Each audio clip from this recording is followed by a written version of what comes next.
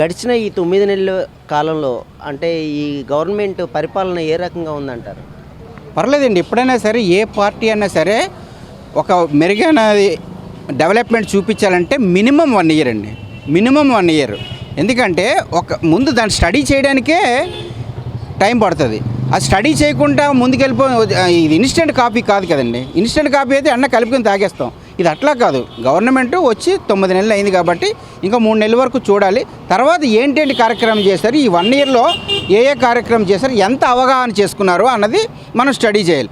Already ఆయన ముఖ్యమంత్రి senior person కాబట్టి ఆల్రెడీ 3 సార్లు ముఖ్యమంత్రిగా చేస్తున్నాడు కాబట్టి ఆయనకి ఇంకా త్వరగా అవగాహన అవుతుంది. అదే కొత్తగా వచ్చిన ముఖ్యమంత్రి అనుకోండి టైం పడేస్తుంది. ఇంకా ఒక 2 ఇయర్స్ వరకు మనం అంటానికి అవ్వదు. కానీ ఈయన సీనియర్ ముఖ్యమంత్రి కాబట్టి ఈయన 9 నెలలకి కూడా అడగొచ్చు.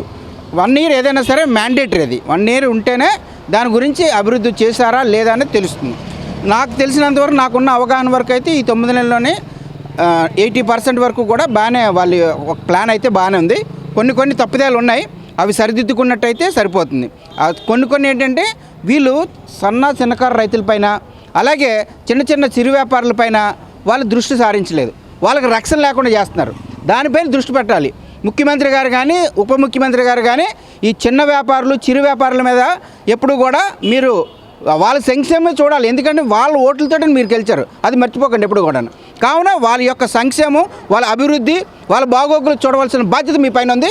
వాళ్ళకి చిన్న పెట్టుబడులు కానీ వాళ్ళకి పనిముట్లు కానీ అన్నీ ఇవ్వవలసిన బాధ్యత రాష్ట్ర ప్రభుత్వం పైన ఉంది. ఆ విధంగా రాష్ట్ర ప్రభుత్వం ముందుకెళ్ళాలి.